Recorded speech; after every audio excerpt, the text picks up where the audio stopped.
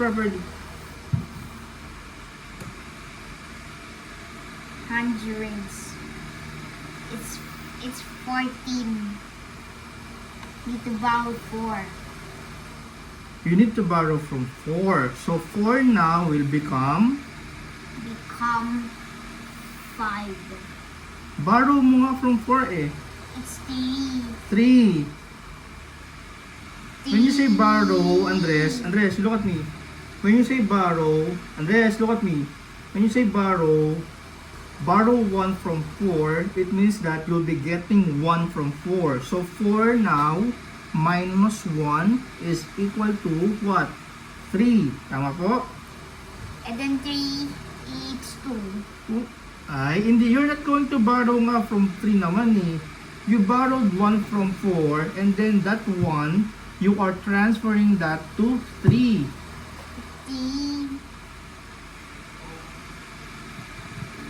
3 now will become what? It's 23. No, it's 13.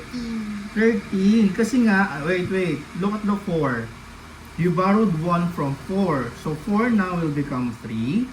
And then, your 3 will now become, what did you say kanina? 13.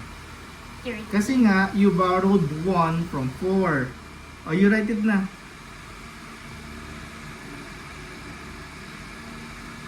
Can you see? The 4 kanina minus 1, it's now 3. And then that minus 1, it's transferred here to 3. Your 3 now is 13. So you need to cross out 3. Oh, you do it na. 13 minus 5. Diba? 13 minus 5.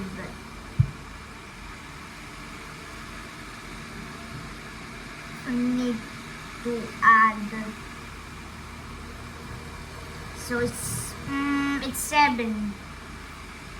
Ayun, that's wrong. You do it again. You count again. No. You count again. Dapat 13 minus 5 is 7. That's incorrect nga. That's wrong. You do it again. You count. You subtract again. 13. Minus 5. 8. Wait, it's 13. What? 13. 13 minus 5 is equal to 13? Eh, saan napunta yung subtraction mo? You count again. You subtract again.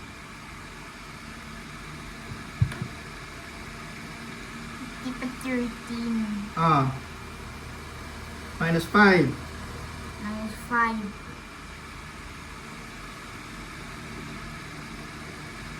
So, it's 8.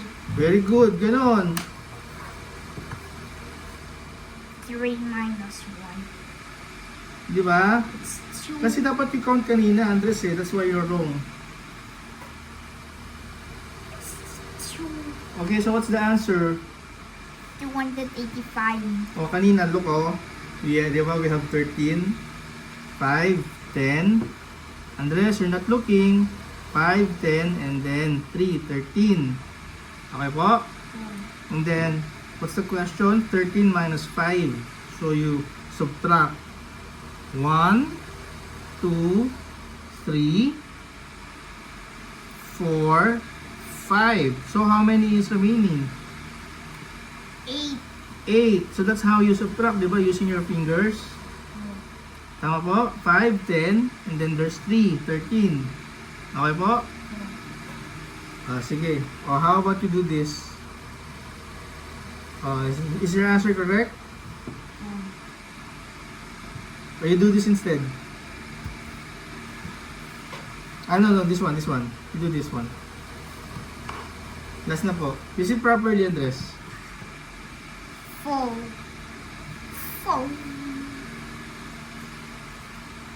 160 minus You look at it first and then you write.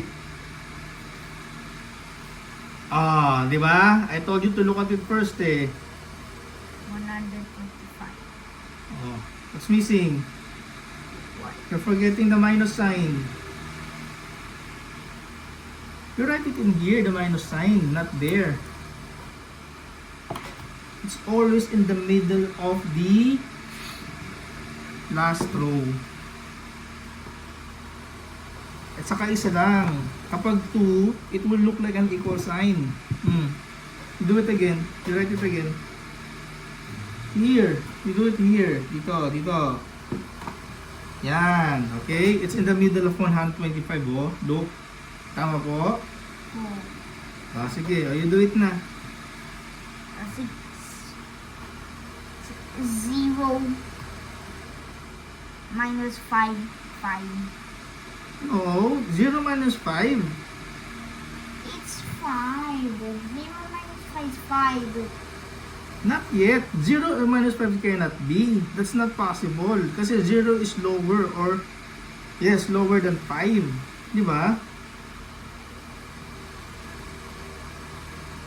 Dapat dito ka muna kukuha. You cross out first the 6. Di ba ganito paliwanag dyan? 0 minus 5 cannot be. So we need to borrow 1 from 6. 6 will now become, you cross it out. 6 will now become what? Become 5. 5. And then And then you 0 will become 10. 10. Okay? Yes, 10. Oh, you do it now. Sige. Sige, 10 minus 5. It's 5.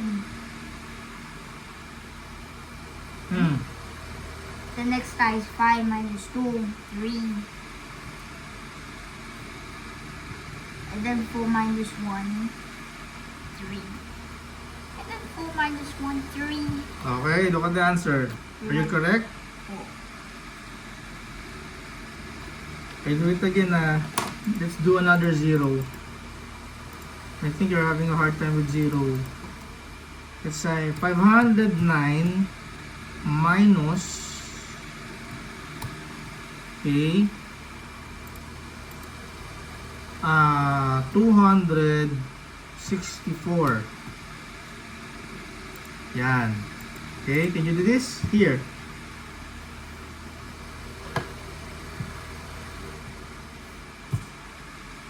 $509.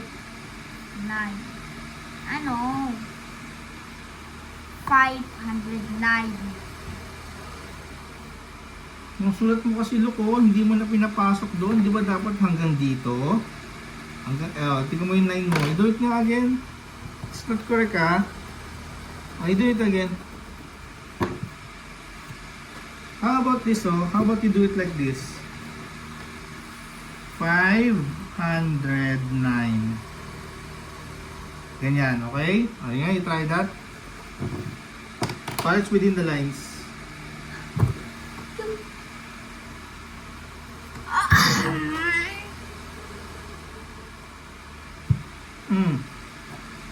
Zero.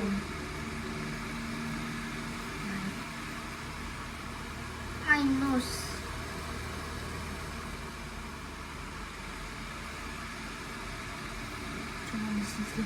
Wala ka na naman sa linya. Look at your 2. Saan dapat yan? Look at the line. It's middle. Sa middle. Saan dapat? Sa bottom.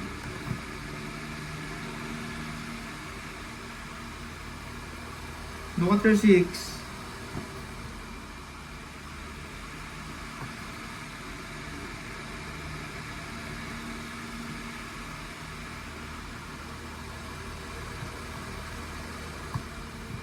One to 64.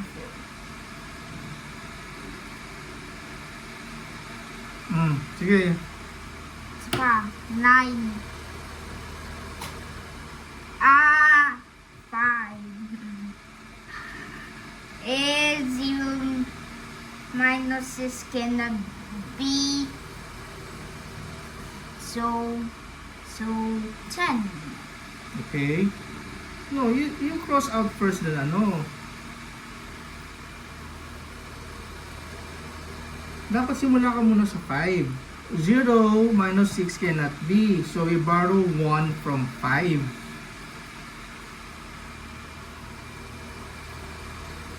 Okay, 0 minus 6 cannot be. So we borrow 1 from 5. 5 will now become 4.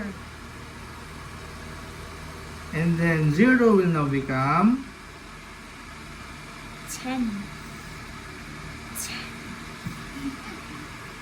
Sige, 10 minus 6 equals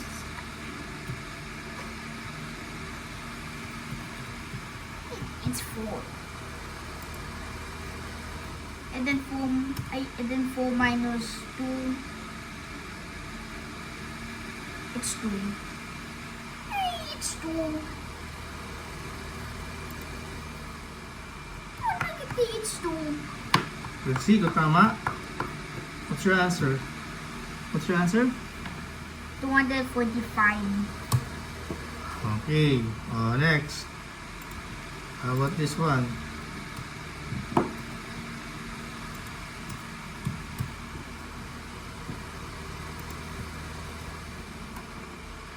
Let's do this. Oh. Let's do this. That's na dito. Awesome. 7. 106. 4 minus 430. You're forgetting the line. 6 minus 0 is 6. Very good.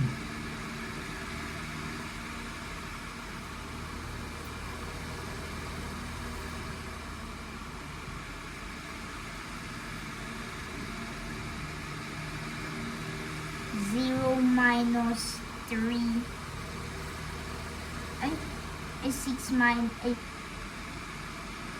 and then become 10. Very good. 10 minus 3. Sige, 7. Sige, 7. 6 minus 4, it's 2. You forgot to cross out the 0. Yan. Okay ha? High five. Next topic tayo ha? Topic. Later pa yung multiplication. Next natin is ordinal numbers. Okay? This is ordinal numbers. Let's look for Mama's Bible first. Sabi ni Mama, wait.